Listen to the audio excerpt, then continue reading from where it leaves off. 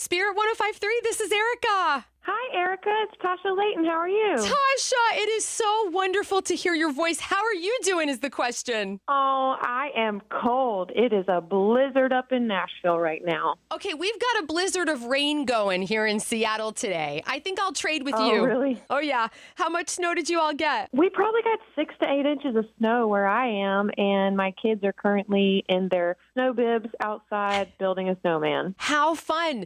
Now, would you like to be out there with them, or are you more of an outside snow girl? I'm typically an outside snow girl, but this week, man, I just could not get warm. I was so cold. I was like, okay, you guys go play in the backyard. It's fenced in. It's private. It's safe. You guys, knock yourself out. I think personally the best part of playing out in the snow is coming back in for the cocoa. Yes, we have done that multiple times for sure. And they're sleeping great because they're wearing themselves out. It's so true. And isn't it crazy, Tasha? Like, we're all grown up, but some of my best memories involve snow as a kid. Absolutely. It was such a special thing because it didn't come around that often for us in South Carolina. So when it did snow, we were super stoked. It was magical. The school shut for days, I bet. Yeah, and we do that here too in Nashville because we're not sure what to do with the snow. Oh, and when your kids wake up and you're like, it's a snow day, what kind of reaction do you get? Oh, I mean, my kids are almost 4 and 6. And so this is just so fresh for them still. And so they're just so excited. They can't even contain themselves. I'm so glad. Well, I've been thinking about you a lot lately for 2 reasons. We'll get to your song in a second. But first, your daughter got a hold of the scissors I saw. Yeah. What happened?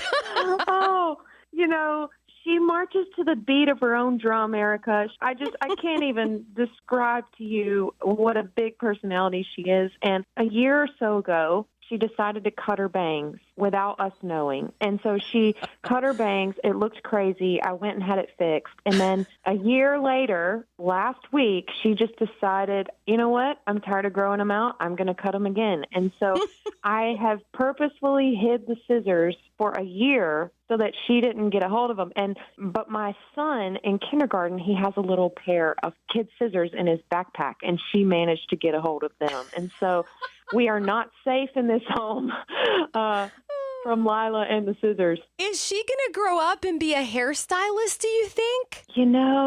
Whatever she does, she's going to be the boss. Yes. You just need to pray for me parenting her.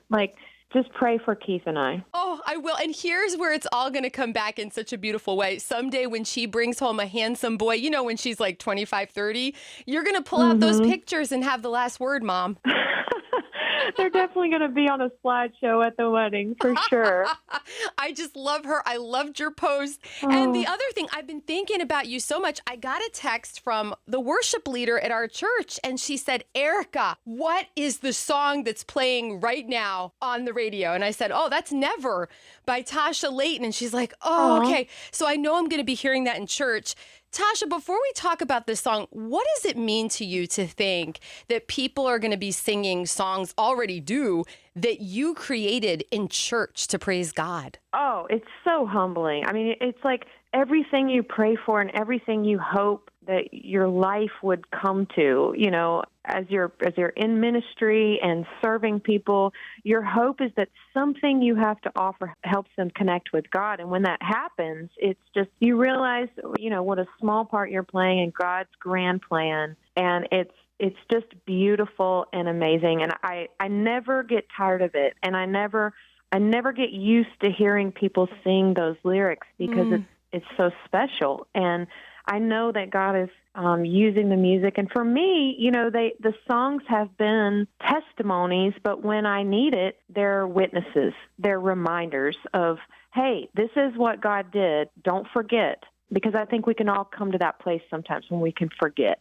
Yes. Well, it's like in Bible times when they would build rock altars of remembrance. Like that's what these songs are. It's like, this is what God did for me. This is what he can do for you. Yeah. And the Israelites, every time they found themselves in trouble, it was because they didn't remember who God had been to them. Because when they look back, then they could look at their current circumstance and say, okay, God, you've been faithful before. You delivered us out of Egypt. You parted the waters. You were a cloud by day and a fire by night. You provided manna in the desert. You did all these things for us, so we can trust you right now. We can trust you with our future. That is so beautiful. I love just thinking about these things with you.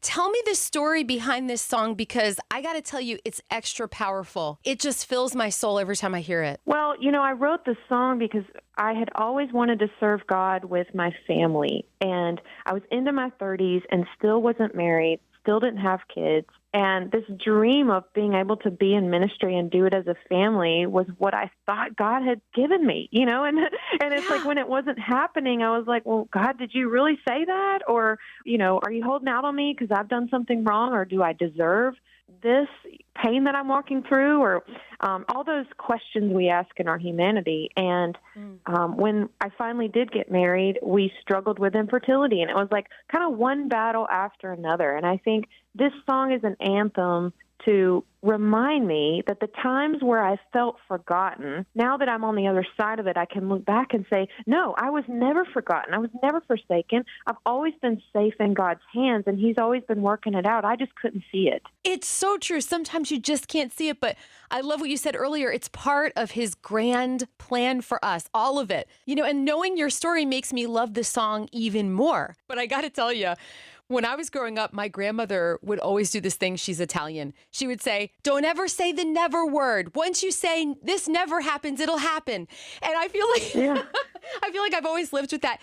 And now you've turned it on its head for me, because every time I think of that, oh, don't say never or whatever, I think of your song and all of the promises of God. So it's cool how God can flip something around in your mind for good. It's done that even for me, Erica. I feel that too, because my grandma said the same thing to me growing up, and Really? I think that's always been a mantra.